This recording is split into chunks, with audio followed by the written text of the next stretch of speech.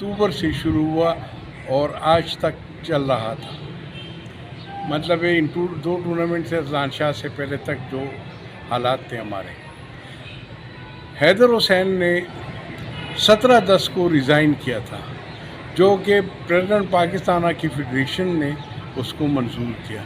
उसके बाद उसने एक कंट्रोवर्सी शुरू की कि मैंने रिज़ाइन नहीं दिया।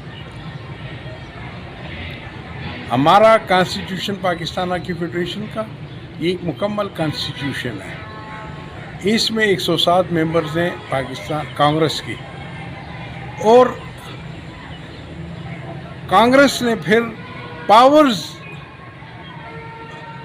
डेलीगेट किए हैं to the president PHF, to the secretary general PHF, to the treasurer PHF, to the executive board. ये एक मुकम्मल कानून है। अब वहाँ से ये 17 अक्टूबर से ये कंट्रोवर्सी चली। हमारे जो हैदर हुसैन साहब थे वो चले गए लाहौर हाई कोर्ट, उन्होंने उनको स्टे नहीं दी।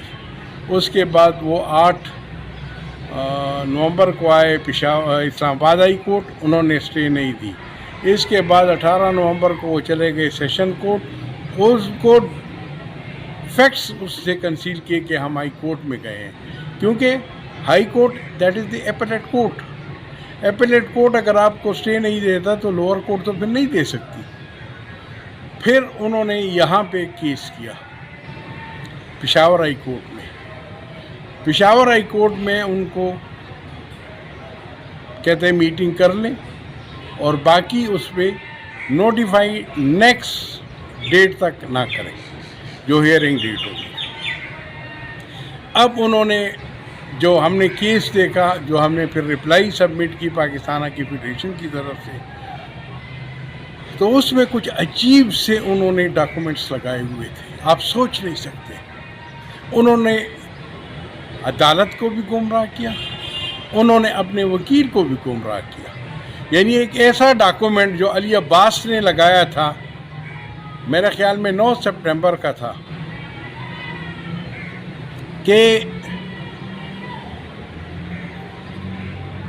40 के 40 मेंबरान जो हैं वो डिबार हो गए, 40 मेंबरान डिबार हो गए with the approval of the president.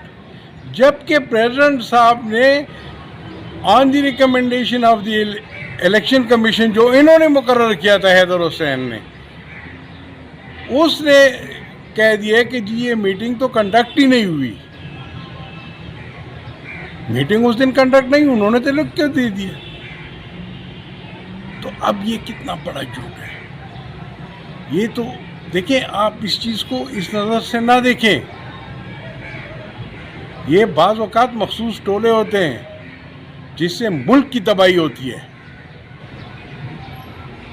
अब अगर एक नई मख्तर आ गए 107 मेंबरान से एक नई मख्तर, उसकी क्या वैल्यू है, क्या परसेंटेज है, निकालें आप इसका परसेंटेज।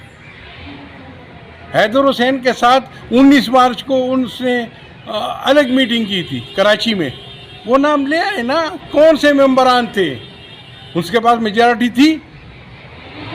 अगर मेजॉरिटी होती तो ला बिस्मिल्लाह, इसमें तो कोई शक ही नहीं है, वही होता सेक्रेटरी।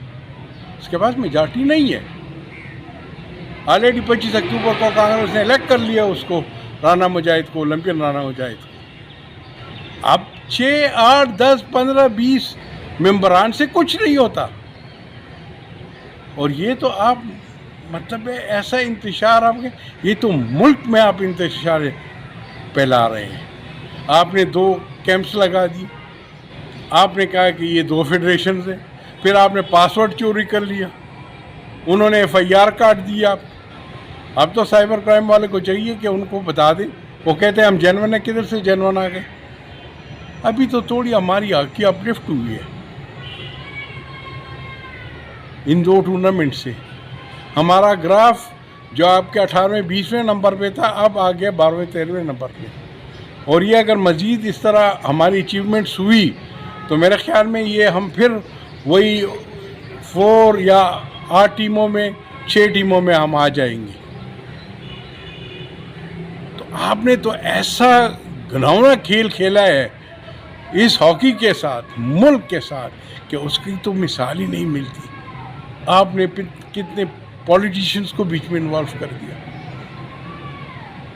आपने ऐसा कोई वो नहीं है कि आपने छोड़ा नहीं है इस हैदर में। माफ़ी चाहता हूँ यार, आपने पासवर्ड चोरी किया। दुनिया हम पे हंस रही है कि यार हॉकी स्पोर्ट्स, और वो भी कोर्टों में।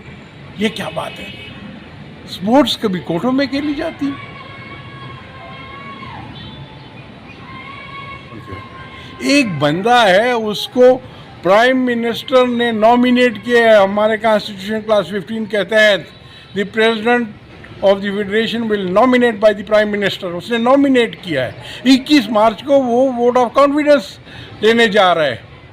आप कहते हैं कि नहीं, ये नहीं ले सकता। क्यों नहीं ले सकता? जबकि वहाँ पे डिपार्टमेंट्स और एसोसिएशंस 65 मेंबरान, 70 मेंबरान मौजूद थे। अब कैसे कहते हैं यार?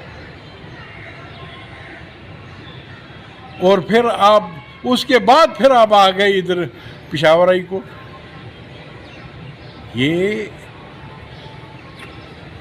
ये जो इंस्टीट्यूशन को तबाह करने वाली बातें हैं, ये आप इंस्टीट्यूशन को डैमेज कर रहे हैं, और उस इंस्टीट्यूशन का डैमेज कर रहे हैं जिसका pattern in chief prime minister है।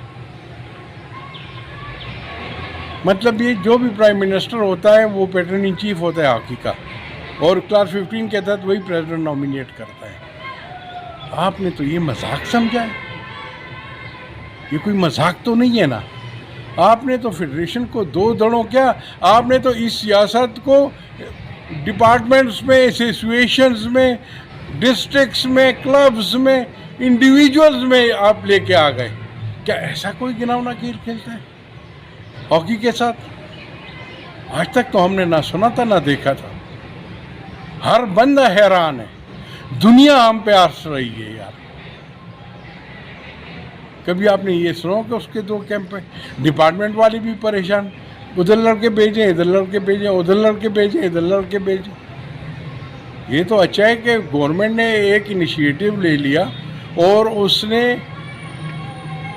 बड़ा अच्छा इनिशिएटिव लिया था। उसमें अल्लाह ताला ने उनको हमें कामयाबी दे दी। अब मेरा कहने का मतलब ये है कि जो पाकिस्तान हॉकी फेडरेशन का कानून है, जो उसके डिसिप्लिन्स में आता है, जो उसको वायलेट करता है, उसके तहत ये जितने लोग कोर्टों में गए हैं, जितने उसके साथ थे, जितने सहूलतकार थे, सब के अगेंस्ट डिसिप्लिनरी एक्शन लेना चाहिए। रह गई बात केपी हॉकी एसोसिएशन की, डिसिप्लिन पे तो पहले भी हमने कभी कंप्रोमाइज़ नहीं किया, ना आप करेंगे। हम तो ऑल आउट जाएंगे।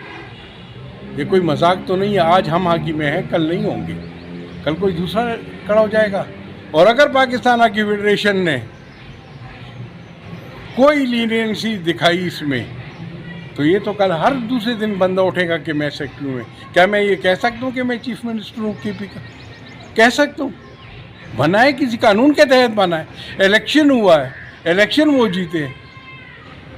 घिनाई तो कोई नहीं कर सकता, चाहे किसी की मर्जी हो, चाहे किसी की मर्जी ना हो, चाहे हमारा दुश्मन हो, चाहे दुश्मन नहीं है, लेकिन आप उसको तस्लीम करेंगे। अब इलेक्शन है 2022 में, ईजी हैदर ने कराए हैं।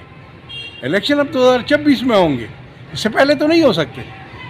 मेरे पास इनके वो हम अमीर हमजा के वो हैं वॉइस मैसेजेस हैं, बास्केटबॉल के लड़के खड़े करो। डी खान में से किसी को बात कर रहा था, बास्केटबॉल मेरे पास है, मैं दे दूंगा, आप चला भी लें इसको। यार ये हालत है क्या? हमने इसलिए खिदमत की है क्या? इसलिए हम ऑर्गेनाइजेशन कर रहे हैं? It's very bad. और ऐसा बदनुमा दाग जो हैदर छोड़ के गए, मेरे ख्याल में इसकी मिसाल नहीं।